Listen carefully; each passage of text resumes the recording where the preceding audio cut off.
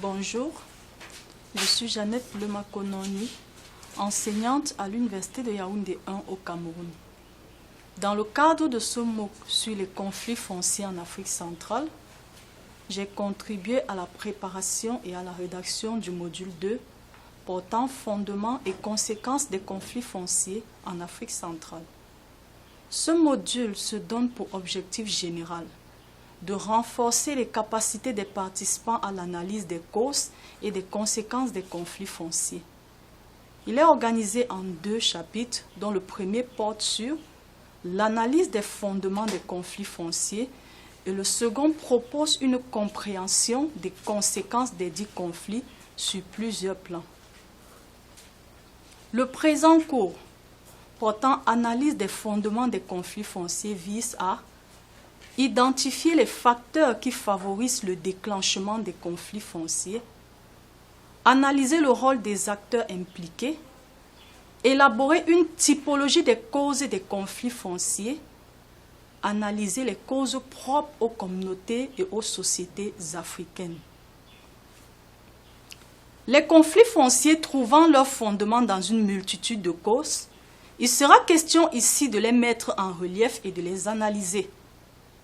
4 principales causes ont été identifiées: les causes historiques et juridiques, les causes institutionnelles, les causes économiques et les causes environnementales.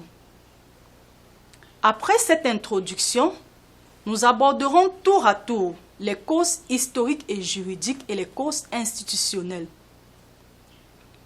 En ce qui concerne les causes historiques et juridiques, il est important de souligner les faits historiques qui sous-tendent les conflits fonciers permanents et dévastateurs en Afrique centrale. Quels sont donc les éléments tant historiques que juridiques qui ont été au fondement des conflits fonciers en Afrique centrale? Nous aborderons tout d'abord la question du droit colonial et ses influences sur les sociétés africaines. L'intrusion du droit foncier colonial a remis en cause la place centrale que la terre occupait dans les sociétés africaines en tant que facteur d'identité et d'hiérarchisation et en tant que facteur de subsistance. Ce droit colonial constitue une source de conflits fonciers dans la mesure où, au lieu de révéler l'identité des peuples africains et de rendre raison aux usages et pratiques sociales de ces peuples, il est une émanation des pratiques en provenance de l'ailleurs et ne possède de ce fait aucun ancrage local. Les règles issues de ce droit ont été transposées dans les régimes fonciers postcoloniaux et perpétuent les conflits à cause du dualisme juridique qui en découle.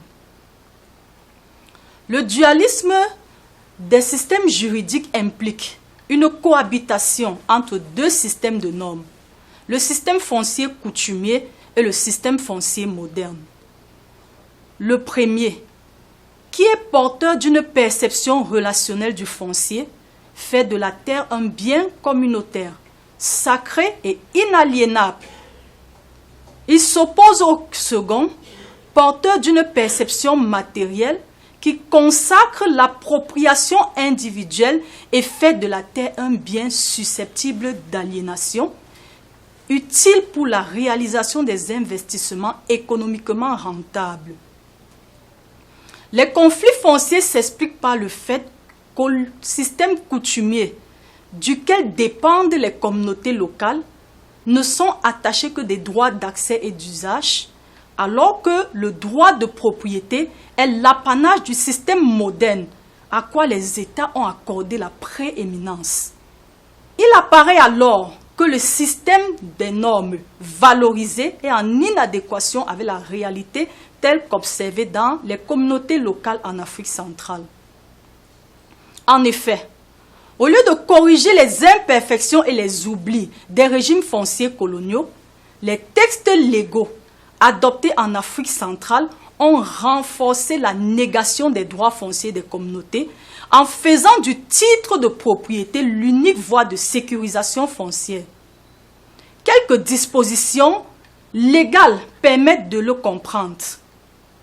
L'ordonnance numéro 5/PR du 13 février 2012 fixant le régime de la propriété en République gabonaise, qui dispose en son article 65 que, je cite, « Tout droit réel relatif à un immeuble n'existe à l'égard des tiers que par le fait et du jour de son inscription sur le titre par le conservateur. » Fin de citation. Au Cameroun, cette réalité se lit dans l'article 1 du décret numéro 75/165 du 27 avril 1976 fixant les conditions d'obtention du titre foncier. Selon cet article, je cite, « Le titre foncier est la certification officielle de la propriété immobilière. » Fin de citation. Cette situation contrarie la perception des populations locales qui croient en leur propriété sur la terre des ancêtres. Une autre réalité qui encourage la multiplication des conflits fonciers est l'absence d'un dispositif efficace de contrôle social qui accompagne le cadre juridique. Il s'avère être un instrument efficace dans la mesure où, du fait des sanctions tant négatives que positives dont il est constitué, il permet de contraindre les acteurs, individuels ou collectifs, au respect des normes. Son absence ne crée non seulement pas d'inquiétude chez les acteurs qui perpétuent les infractions, mais encourage aussi ceux qui ne les pratiquent pas à s'y engager. L'absence de dispositifs de contrôle social, en révélant déjà quelques failles liées aux acteurs institutionnels, nous amène à parler des causes institutionnelles des conflits fonciers en Afrique centrale. De prime abord, il est important de souligner les problèmes liés au cadastre et aux affectations des terres.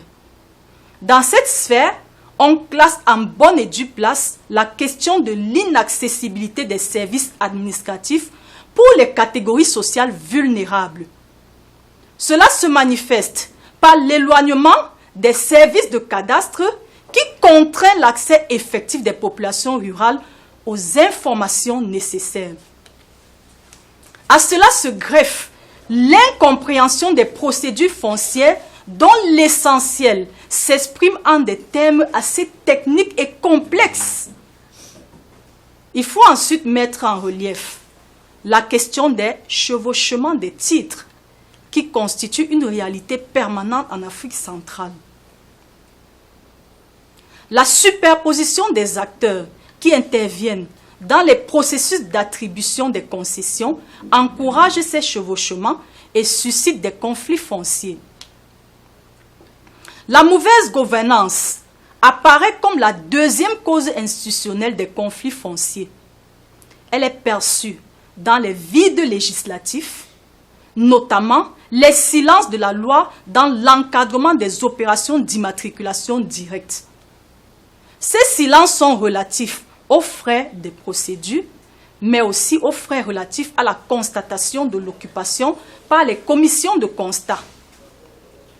À côté de ces vides législatifs, on a les lenteurs administratives qui désignent ici le rallongement incompréhensible des délais des opérations en Afrique centrale. Ces opérations peuvent concerner l'obtention des titres de propriété, le constat et l'évaluation des biens mis en cause dans le cadre des expropriations et les indemnisations. La mauvaise gouvernance se perçoit aussi dans le système de corruption mis en place par les institutions en charge de la gestion foncière. Les administrations foncières systématisent la corruption via la complexité des dossiers à constituer et les lenteurs administratives délibérément créées dans le but de favoriser ces pratiques de corruption.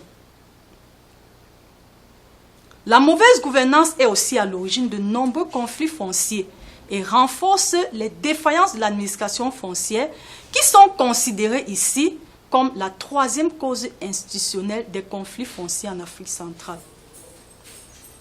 Chers apprenants, la gestion foncière par les institutions compétentes présente un certain nombre de dysfonctionnements plus ou moins déjà ressortis liées à la centralisation de la gestion foncière, la prise en compte insuffisante des droits des communautés locales, la complexité des procédures d'immatriculation, la question de la justice liée aux compensations après les expropriations, etc.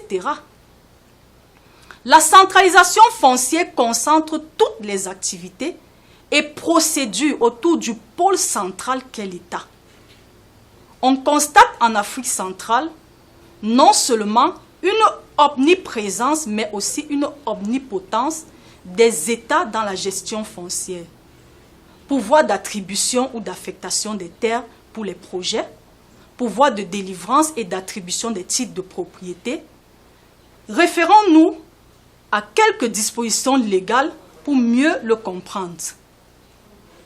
L'article 53 de la loi foncière congolaise souligne clairement que, je cite, « Le sol est la propriété exclusive, inaliénable et imprescriptible de l'État. » Fin de citation. L'État apparaît ainsi à RDC comme disposant d'un pouvoir suprême et sans partage, il faut le dire, sur le sol. Cette suprématie de l'État est quasi commune à tous les pays de l'Afrique centrale.